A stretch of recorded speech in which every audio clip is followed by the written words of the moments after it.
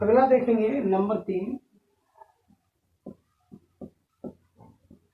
उपान्वध्यांग वस। उपान्वध्यांग वस, ये सूत्र भी कर्म संज्ञा करवाता है। क्या करवाता है? कर्म संज्ञा करवाता है। ये कहता है कि उक्त पदार्थ की कर्म संज्ञा कर दीजिए यदि ऐसी स्थिति है तो। अब स्थिति कैसी है ये देखें। ये कह रहा है कि उप, अनु, अधि और आंग। आंग का मतलब आ उपसर्ग, और इसके बाद यदि क्या आ जाती है? वस धातु आ जाती है। ये कह रहा है कि उप, अनु, अधि और आ के बाद में वस धातु आ जाती है, और वस माने है रहना। इस रहना क्रिया का क्या होगा? आधार। उस आधार में कौन सी व्यक्ति लगा दोगे? द्वितीय व्यक्ति लगा दोगे, यानी उस आधार को क्या बता दोगे? कर्म संज्ञा। कि कर्म संज्ञा अब इसकी हो गई। किससे हो गई? उपान्वध्यांग वस से। और जब कर्म संज्ञा हो जाए तो फिर द्वितीय विभक्ति का प्रयोग कर देंगे। क्लियर? जैसे कि उदाहरण से समझो, मैंने कहा वस धातु आएगी। वस धातु से पहले या तो उप आएगा, या अनु आएगा, या अधि आएगा, या आ उपसर्ग आएगा। तो इस क्रिया के रहने के आधार में, रहना क्या होगा? उसका आधार।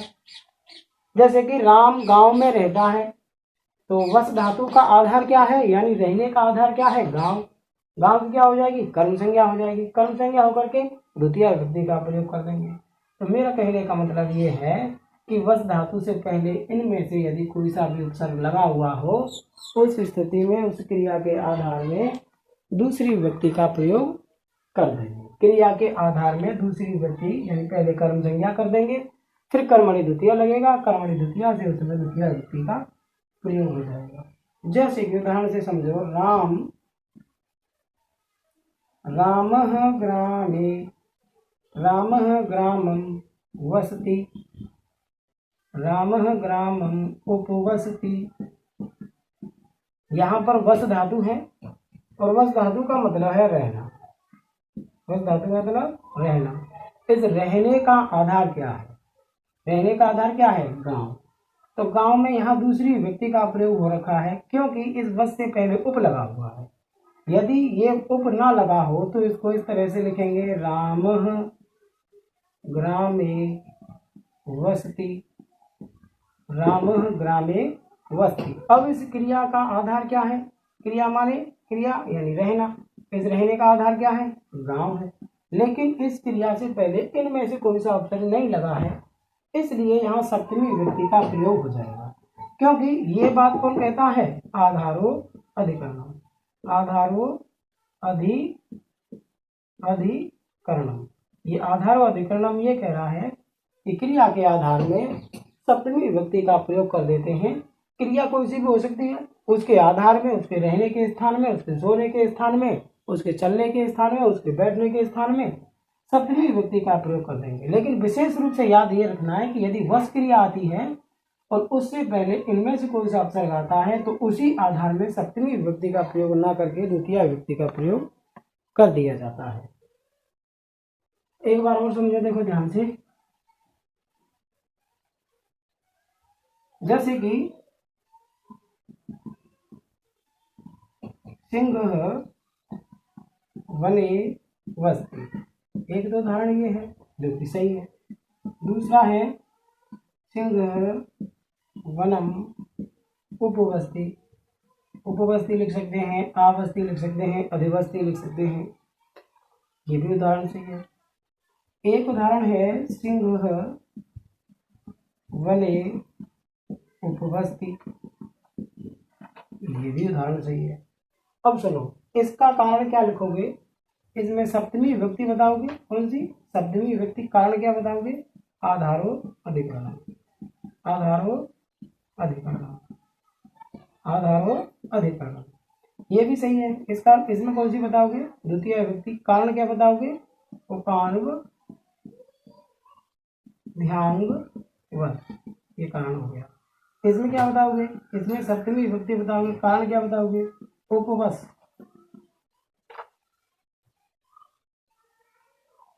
कारण क्या बताओगे इसमें? आधारो अधिकरण, आधारो अधिकरण। इसमें भी कारण क्या बताओगे? आधारो अधिकरण। क्योंकि इस उपवास का अर्थ क्या लिया? उपवास का अर्थ क्या लिया? उपवास करना, उपवास करना। इस उपवास का अर्थ क्या ग्रहण किया है? उपवास करना। इस उपवास का अर्थ रहना नहीं माना है। यदि रहना मानते हैं उपवास का अर्थ तब तो ये गलत है। इसका अर्थ क्या लिया? उपवास करना। तो शेर वन में उपवास करता है, इसलिए यहाँ सप्तमी विभक्ति का प्रयोग हुआ है और नियम लगेगा आधारो अधिकरणम।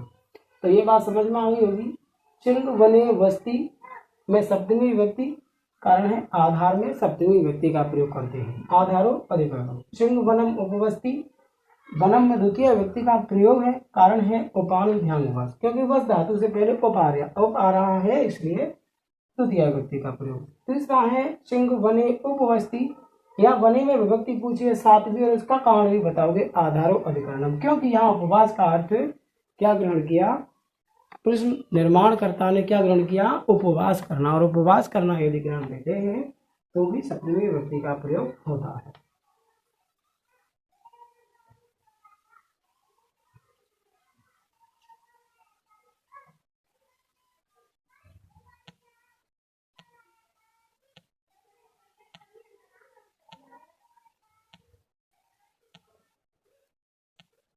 अगला नियम देखें, तीसरा नंबर, अधिसिंग स्थासाम कर्म। ये कह रहा है कि अधि उपसर्ग पहले होना चाहिए, समझो ध्यान से, और इसके बाद में सिंह धातु होनी चाहिए, स्था धातु होनी चाहिए या आस धातु होनी चाहिए। इन तीनों धातुओं में से यदि कोई सी भी धातु है, सिंह, स्था और आस, इन तीनों धातुओं में से कोई सी धातु है और उसके पहले क्या है? अधि उपसर्ग है, तो उस स्थिति में सिंह माने सोना, सोने के आधार में, सोने के आधार में लगा देंगे द्वितीय विभक्ति, यानी इसकी कर्म संज्ञा कर देंगे, फिर एकदम द्वितीय विभक्ति का प्रयोग कर देंगे। स्था माने ठहरना, ठहरना, इसमें ठहरने का आधार होगा, उस आधार में दूसरी विभक्ति का प्रयोग कर देंगे। आस माने है बैठना, इस बैठने का भी कोई आधार होगा, इस आधार में दूसरी विभक्ति का प्रयोग कर देंगे। लेकिन कब करना है? जब इनसे पहले अधि उपसर्ग लगा हुआ हो।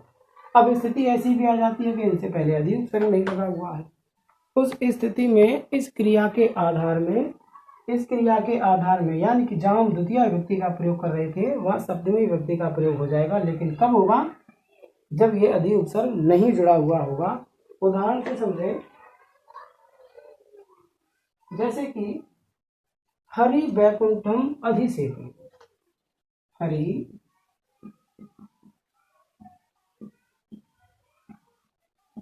वैकुंठम अधिसेतु। यहाँ पूछा जाएगा वैकुंठम में विभक्ति बताओ, तो द्वितीय बता दोगे, विभक्ति द्वितीय है। कारण बताओगे, कारण बताओगे अधिसिंह स्थासाम कर्म, अधिसिंह स्थासाम कर्म। क्यों? क्योंकि सिंह धातु है, सिंह धातु है, उस सिंह धातु से पहले क्या आ रहा है? अधि आ रहा है। सिंह धातु का परस में आत्मनेपद पद में बना हुआ है सेते, सिंह धातु का आत्मनेपद पद में बना हुआ है सेते, और परस्मय पद में बनता है स्वापी, स्वापीति, स्वपीति। परस्मय पद में बनता है स्वपीति और आत्मनेपद पद में बनता है सेते। तो सिंह धातु है दोनों की ही, दोनों की ही क्या है? सिंह धातु। और इस सिंह धातु से पहले क्या रखा है? अधि आ रखा है। इस कारण से इस वैकुंठम में दूसरी विभक्ति का प्रयोग है। कारण लिखोगे अधिसिंह स्थासाम कर्म। यदि इसी वाक्य को इस तरह से पूछा जाए, हरि वैकुंठे सेते, तो यहाँ सिंह धातु से पहले अधि उपसर्ग नहीं है, इसलिए इसमें सप्तमी विभक्ति बताओगे और कारण वही बताओगे जो ऊपर पहले बताया था, आधारो, आधारो अधिकरण। कारण वही बताना है, आधारो अधिकरण। यानी कि हरि, हरिह बैकुंठे से थे, यहाँ सिंह धातु से पहले उपसर्ग नहीं है। कौन सा उपसर्ग नहीं है? अधि उपसर्ग नहीं है, इसलिए इस बैकुंठे में सप्तमी विभक्ति का प्रयोग कर देंगे और बताएंगे कि ये अधिकरण कारक है, जबकि यहाँ पर बताएंगे कि ये कर्म कारक है। क्यों है कर्म कारक? क्योंकि सिंह धातु से पहले अधि उपसर्ग आया है और अधि उपसर्ग आने पर कर्म कारक हो जाता है, और कर्म कारक हो जाता है तो दूसरी विभक्ति का प्रयोग हो जाता है। सिंह धातु से पहले अधि उपसर्ग नहीं है, अधि उपसर्ग नहीं होने पर ये अधिकरण कारक मानते हैं, और अधिकरण कारक मानते हैं तो सप्तमी विभक्ति का प्रयोग होता है। किससे? सप्तम में अधिकरणे च, इस सूत्र की सहायता से। ये केवल अधिकरण संज्ञा करवाता है, अधिकरण संज्ञा इसकी हो जाएगी, उसके बाद सप्तम में अधिकरणे च सूत्र से इसमें द्वितीय विभक्ति का प्रयोग कर देंगे। अगला देखेंगे, इसका एक आध उदाहरण और समझ लें।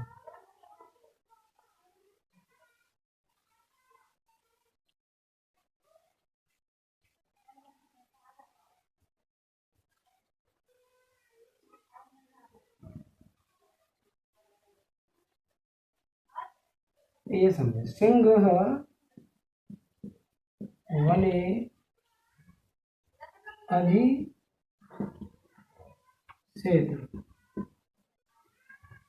सेते। दूसरा है सिंह वनम अधिसेते। यहाँ या दूसरा देखो, रामः आसंदिकम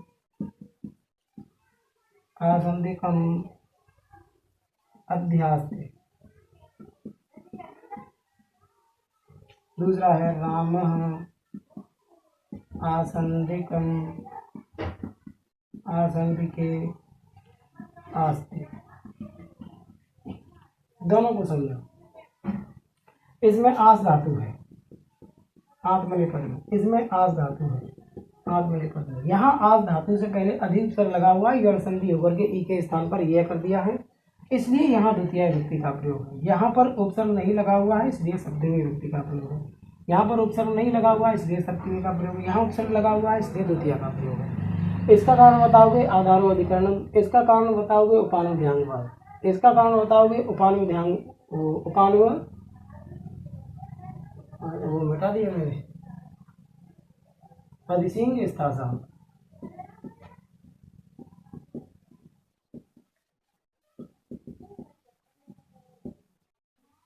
इसका कारण बताओगे आधारो अधिकरणम, इसका कारण बताओगे अधिसिंग स्थासाम कर्म, इसका कारण बताओगे अधिसिंग स्थासाम कर्म, और इसका कारण बताओगे आधारो अधिकरणम। क्योंकि ये है तो अधिकरण कारक ही, लेकिन सिंह धातु से पहले अधिक होने के कारण ये कर्म कारक में परिवर्तित कर दिया, और कर्म कारक में परिवर्तित कर दिया तो द्वितीय विभक्ति का प्रयोग कर देंगे। ऐसे ही यहाँ पर आस्ते धातु से पहले अधिक उपसर्ग होने के कारण इसमें आसंदिकम में द्वितीय विभक्ति का प्रयोग हो रखा है, क्योंकि ये कर्म कारक स्पष्ट कर दिया। लेकिन वैसे कौन सा कारक है? अधिकरण कारक है। यहाँ पर उपसर्ग नहीं है, इसलिए इसमें सप्तमी विभक्ति का प्रयोग कर देंगे।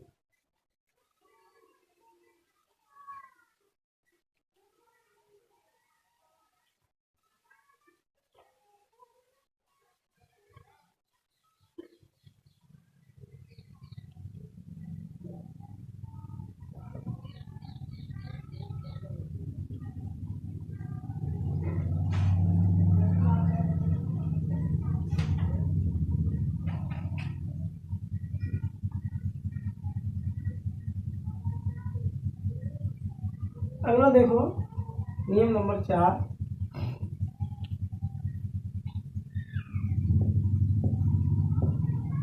अभिनिविष्ट।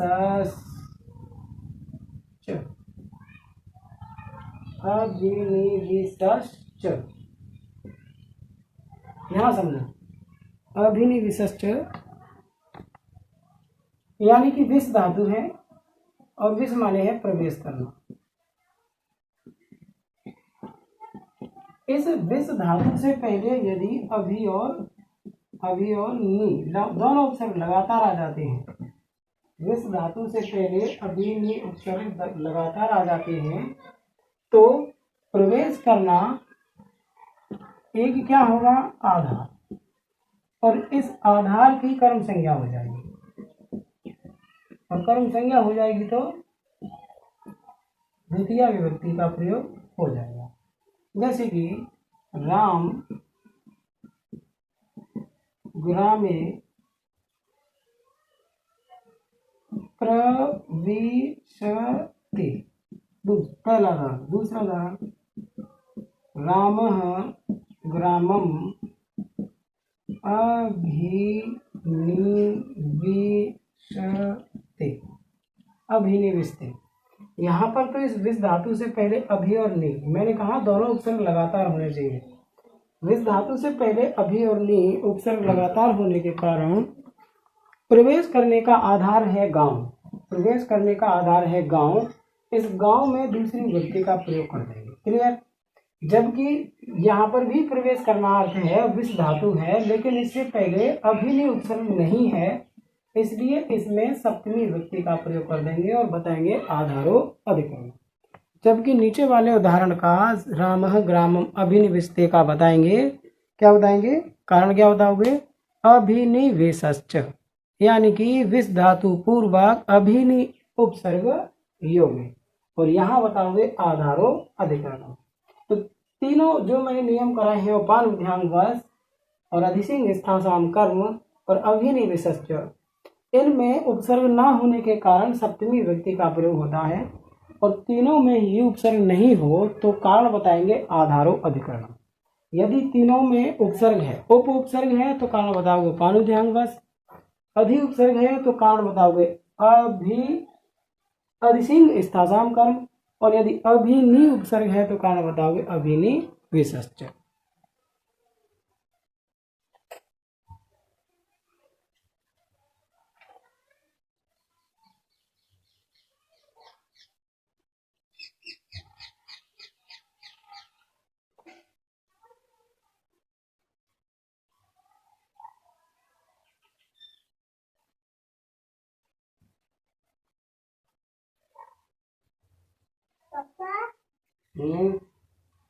हम बता रहे हैं वो तो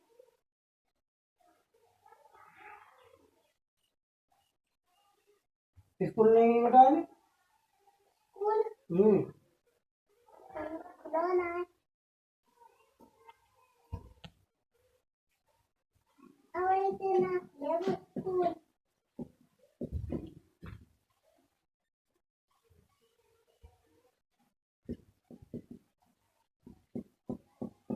कॉपी निकाल।